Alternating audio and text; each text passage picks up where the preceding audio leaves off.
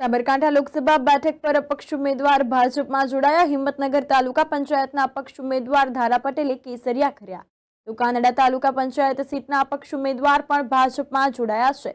સાબરકાંઠામાં ક્ષત્રિય આંદોલનમાં તિરાડ જોવા મળી છે। આ અંતર્ગત હિંમતનગર તાલુકા પંચાયતના અપક્ષ ઉમેદવાર ભાજપમાં જોડાતા રાજકીય ગરમાવો જોવા મળ્યો।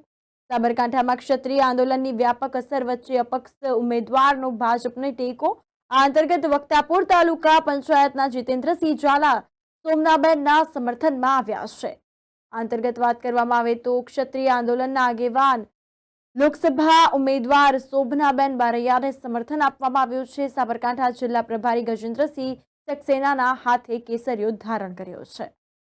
હું ધારાબેન પટેલ કાંદડા સીટ ઉપરથી અપક્ષ ઉમેદવાર તરીકે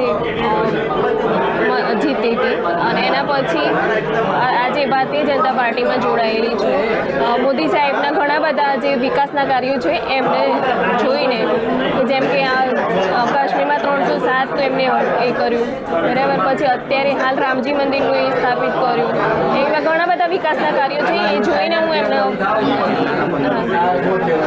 અહીંયા જિલ્લાના પણ ઘણા બધા કાર્યો જે છે એમને જોઈ અને એમને પ્રેરિત થઈને હું આજે ભારતીય જનતા પાર્ટીમાં જોડાયેલી છું અને બીજા ઘણા બધા લોકોને પ્રેરિત કરે છે કે જે મારી જોડે જોડાય ભારતીય જનતા પાર્ટીમાં।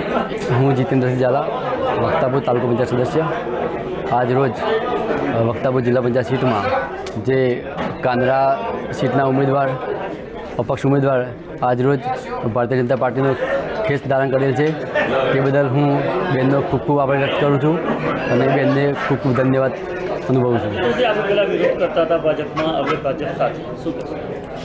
પહેલાં એવું તો પહેલાંમાં ઉમેદવારનું હતું બરાબર, તો અત્યારે ધારો ઉમેદવારની ટિકિટ ચેન્જ ના થઈ, બેન્ડેજ એમને એમ રહ્યું, તો અમે કોઈ વિરોધ મતલબ નથી. આ સપોર્ટ કરશું.